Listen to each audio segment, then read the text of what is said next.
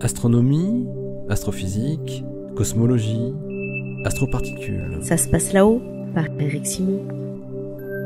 Le télescope spatial Fermi-LAT, dédié à la détection des rayons gamma, a observé depuis sa mise en service il y a 10 ans un excès d'émissions gamma diffuses en provenance du centre de notre galaxie ainsi que de celui de la galaxie d'Andromède. Ces excès peuvent être attribués, selon les spécialistes, à deux phénomènes qui sont difficilement distinguables. La présence d'une grande population de pulsars millisecondes ou bien l'annihilation de particules de matière noire. Une réanalyse des données enregistrées sur Andromède conduit aujourd'hui une équipe d'astrophysiciens à montrer que les pulsars millisecondes ne peuvent pas être seuls responsables de ces photons gamma. Fermi-LAT ressemble plus à un détecteur de particules qu'à un télescope à proprement parler. Il détecte des photons gamma d'énergie comprise entre 20 MeV et 300 GeV, avec une résolution angulaire assez moyenne, la direction d'arrivée des photons très énergétiques étant toujours délicate à déterminer.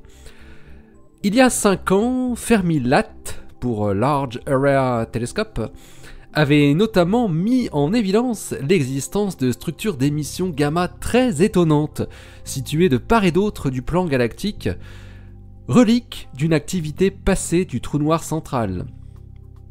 La découverte de ces bulles de Fermi avait été accompagnée, seulement quelques mois après, par la révélation de la présence d'une émission gamma diffuse importante de symétrie sphérique, visible dans la région la plus centrale de la Voie lactée et s'étendant jusqu'à 3 kPa du centre, environ 10 000 années-lumière. Cet excès de photons gamma, qui a été bien caractérisé entre 2014 et 2016, a une énergie moyenne de 2 GeV environ. Très vite, deux solutions très différentes se sont imposées pour expliquer cet excès de rayonnement gamma grâce aux mesures de sa distribution spatiale et de son spectre en énergie. Il pouvait s'agir du signal tant recherché de l'annihilation de particules inconnues, des particules formant la matière noire, ou bien de la présence de milliers de pulsars millisecondes, des étoiles à neutrons en rotation rapide, qui ont la particularité d'émettre aussi des photons gamma en plus de leur émission radio caractéristique. Ces pulsars vivent en couple avec une autre étoile qui leur a permis de se recycler entre guillemets et gagner en vitesse de rotation jusqu'à atteindre une période très courte inférieure à 1 seconde. Et depuis 2014, Fermi-LAT a été pointé vers 7 autres galaxies proches, dont les 2 nuages de Magellan et surtout M31, la galaxie d'Andromède, très semblable à notre galaxie. Et en 2017, le résultat tombe. Un excès de rayonnement gamma de haute énergie est aussi détecté au centre de la galaxie d'Andromède. Et cette émission gamma est même plus de 10 fois plus importante que celle de notre galaxie. 2,8 10 puissance 38 erg par seconde contre environ 10 puissance 37 erg par seconde, avec une extension spatiale qui atteint 5 kPa, environ 16 000 années-lumière. Or, le spectre en énergie de cette émission gamma montrait des ressemblances avec ce qu'on attendrait d'une population de pulsars. Et certains spécialistes avançaient que l'écart observé entre la Voie lactée et Andromède pouvait être dû au fait qu'Andromède possède beaucoup plus d'amas globulaires, des groupes d'étoiles compacts pouvant comporter plusieurs centaines de milliers d'étoiles, et potentiellement porteurs de nombreux pulsars.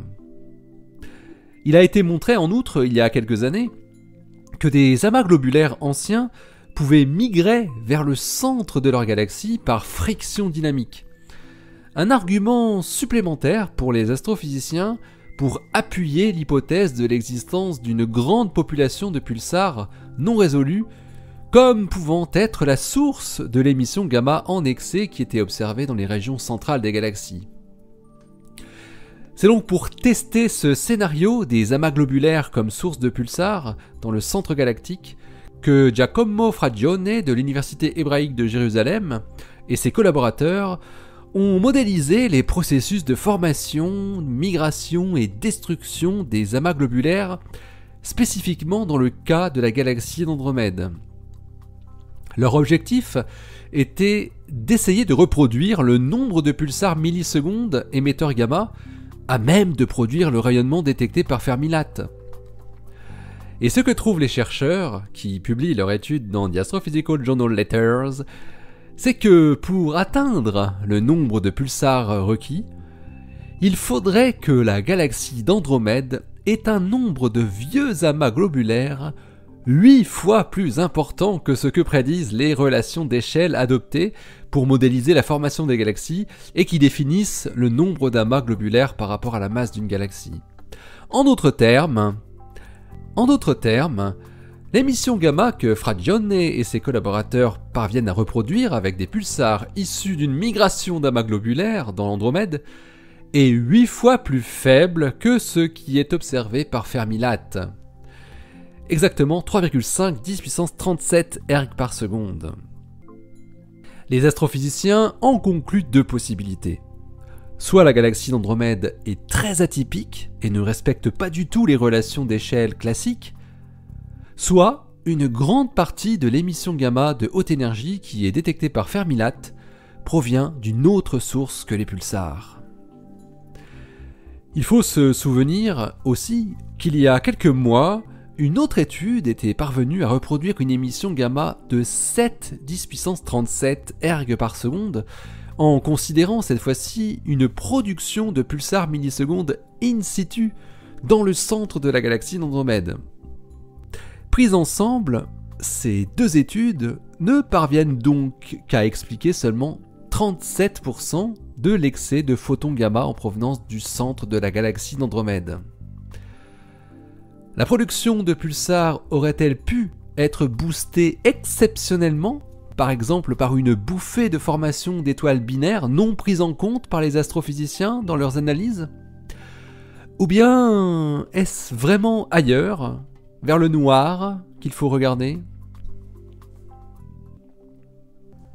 L'article de Giacomo Fragione et ses collaborateurs est paru dans The Astrophysical Journal Letters, le volume 871, daté du 22 janvier 2019. Il porte le titre Millisecond Pulsars and the Gamma Ray Excess in Andromeda. Allez, d'ici la prochaine, portez-vous bien, restez bien les yeux vers le ciel et les pieds sur terre. Salut!